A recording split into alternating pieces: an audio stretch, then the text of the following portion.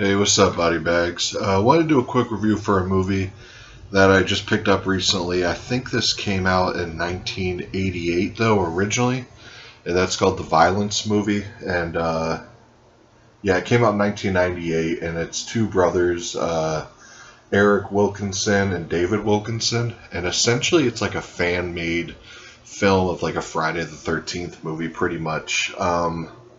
That's exactly what it is. It's like a ripoff of Friday the 13th, done by two brothers who really love the franchise and really wanted to make a respectable fan film. Like, this is what, The Secrets of Haddonfield and what the hell, Never Hike Alone was before those movies were around. This was like the OG Friday the 13th fan film. But essentially, this DVD right here includes parts 1 and 2. They made one and then they made a sequel because it was popular in the bootleg or tape trading scene back in the day. But it almost has the real grittiness of, like, say, Violent Shit, the movie and all that. It's really grainy. It's done on, like, VHS camcorder footage and all that. But it's pretty much like the first one's like a really big, there's a long fight scene at the end between him and the guy playing the killer, which the killer looks badass. He has the mask from Friday the 13th Part 5 on the cover. So it's really badass looking. And the effects are actually done pretty well as far as for this being a fan-made film goes.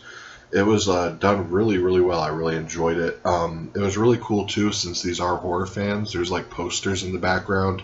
Like, I think there was, like, a Freddy poster and random other stuff that's really cool to see in the background.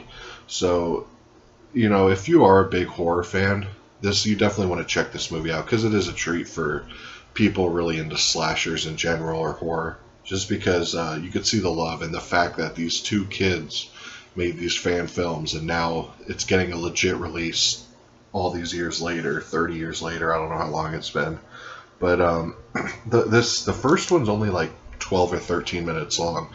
So this does include the second one, which of course the budget was a little better. They brought up the effects better, the stunts. There's like a big fight on the roof. There's a car dragging scene where they drag the killer with a car. That's really well done for amateurish kids doing it. But yeah, the second one's like 15 minutes. No, the first one's 14 minutes. Second one's 19 minutes. So both in total are only 35 minutes. So it is strange having such short things on one movie here, but they give you a lot of special features on this too. You get an audio commentary featuring David Wilkinson and his brother, unreleased alternate version of the Violence Movie 2 with optional audio commentary, and that's pretty much like an unreleased version of like a third sequel they wanted to do, because I guess they originally wanted to make this a trilogy. Deleted scenes and outtakes from the Violence Movie and the Violence Movie 2. Violence in '03, the brothers revisit the scene of the crime for reshoots 15 years later.